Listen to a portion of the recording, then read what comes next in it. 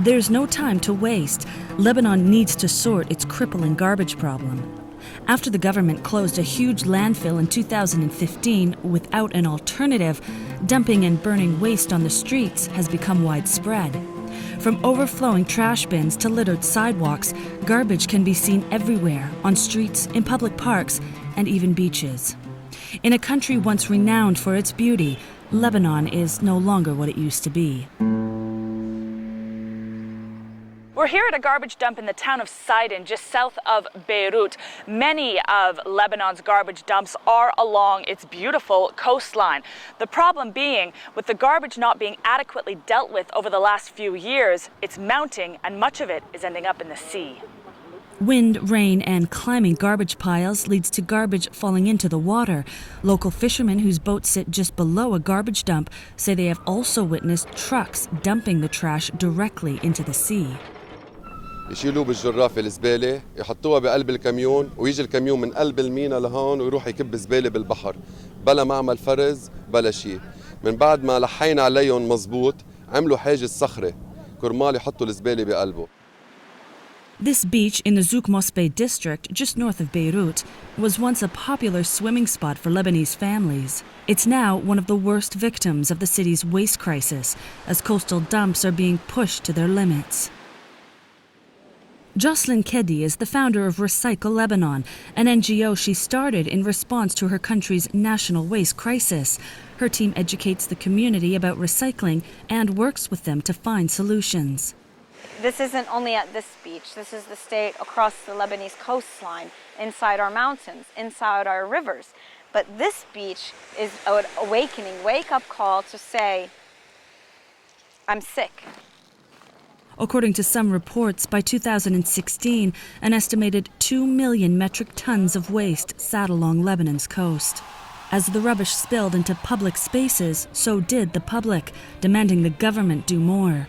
نقول معركتنا نحن وياكم طويلة ما يئسنا وحنضل مستمرين بالشارع لنغير. خلص شبعنا، قطع كهرباء، قطع مي، زبالة، نفايات، شوب وريحة. مش معقول صار مع أولادنا كتير أمراض، يعني مش معقولة يعني مستشفى.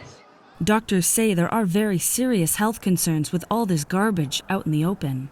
Given the high number of cancer cases in the country, Dr. Rania says scientists have started to research the connection between the garbage and toxic gases. But the risks are also coming from the garbage being dumped into the sea. Once the humans will eat the fishes, all the microplastics and toxins will enter our body.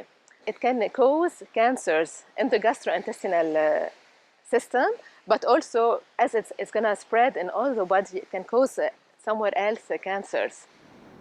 Local fishermen have taken pictures of contaminated and dead fishes. It's affecting their livelihood. بيطلع فيه وسخ زبالة، نايلون، تنك بيبسي، نينق زيت، يعني هذا كله بالبحر عبيجي من مكبات الزبالة اللي عملوها عشوائية بلبنان يعني. هذا ممنوع تدقرها للزلحفة، هذه الزلحفة بتفوت تاكل السمكة بتخزق شباك وبتضلها ماشية. بيطلع شباك كلها فيها كيس نايلون وزبالة، وعندك الموتيرات تبع الشخاطير كمان لما بفوت فيهم كيس النايلون بيعطلهم. More than 2,000 people have taken part in beach cleanups with Recycle Lebanon. What is this? Oh, it's a bathroom mat. While a variety of items have been found, what disturbed them the most was the flattened plastic water bottles. Bottles where it looked like the public had recycled it. They'd smashed it, they had removed the cap of it, and we saw a large quantity of this, and we understood that the people did think that they were recycling. But they didn't understand that when they recycled with the government, it was going directly into the sea, into the landfills, and right back into our systems. Dr. Joseph Al-Asman is an advisor to the Ministry of Environment in Lebanon and says the government understands the magnitude of the problem. We suggested to rehabilitate the dumps. We have around 940 random dumps. The garbage that are in the dumps, they can be diverted to maybe some landfills, or maybe they can be recycled. The solution of the ministry is to increase the recycling. So we have two main factories for recycling. So we ask them to develop them, and the government accepted this. Such a project would require at least $20 million urgently, and a further $55 million to keep it going, he says. Money the government may not want to allocate due to the country's struggling economy. To make things worse, Lebanon's centralized waste management recycling system has very little sorting capacities. Therefore, the government has decentralized the process, leaving it up to the individual municipalities and local citizens to set up their own initiatives. Recycling in Lebanon has largely been left to the NGOs and civil society groups, and nowhere is that more apparent than here at Recycle Beirut. Here we have paper, here we have metal, we have different kinds of plastics. There is hard plastic. This is cardboard. Cardboard is different than paper. The glass here the aluminium, here the cans, here the tin. If you want to solve the garbage crisis, you need to start with recycling. Asim Kazak is the CEO of Recycle Beirut, a local business that collects recyclables from households, businesses, universities, and anywhere else, really, across the city. He says the government has no recycling system. The government is collecting everything, they compress them. And when you compress stuff together, so it's very hard to separate them again, you know? So it's, of course, they go to somewhere that is, I hope, the landfill. Azim says this has led to more and more people signing up to Recycle Beirut daily, such as Nida, who frequently drops off bottles from the school where she works.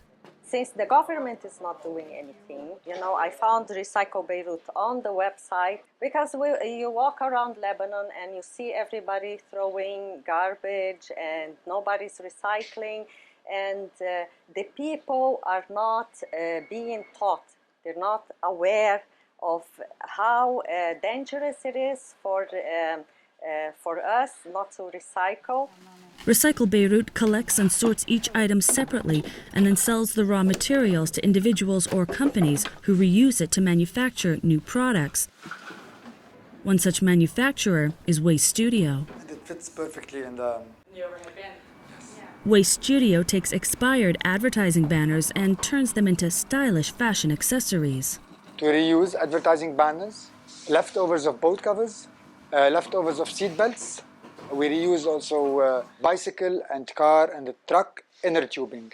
It's reducing a lot from the landfill and reducing a lot for the environment because the advertising banners are not even recyclable. Walid's waste reduction bags, wallets and cases are being sold all over the world. Dr. Al-Asman says incinerators are the best option for now. In fact, the incinerators, especially in the saturated areas like Beirut, like Tripoli, are in need because we don't have enough areas to manage our garbage. So we need to decrease the volume and the mass of these garbages. So for this reason, we need incinerators. In September of 2018, Lebanon's parliament ratified a ruling to build 3 incinerators in the country at a cost of over $1 billion, but public outcry has been fierce. Until a solution is available, the Lebanese people will continue to bear the consequences. يعني نحن صرنا مضروبين 4 مرات. أنا بالذات رايح لي شخطورتين. بيجي بيقولوا لك إيه بكرة حيجي الإغاثة بنعود عليكم. بيتصوروا بفلوا. Lebanon's garbage crisis is threatening the entire Mediterranean environment and putting the country at risk of violating the 1995 Barcelona Convention aimed at protecting the marine environment and coastal region of the sea. We are under obligation inside the Barcelona Convention with the Paris Climate Act. We are inside the Lebanese environmental laws. And we're still dumping waste directly into the sea, and we are still drafting a law from the Ministry of Energy that's going to give licensing to incinerators so that they can create energy and take it off. I mean, it's madness. Also at risk is the country's reputation. Once considered the Paris of the Middle East for its elegance, style, and beauty, Lebanon is now on the verge of being considered the world's largest dumping ground for its public garbage, smell, and pollution. Natalie Carney for Assignment Asia in Beirut, Lebanon.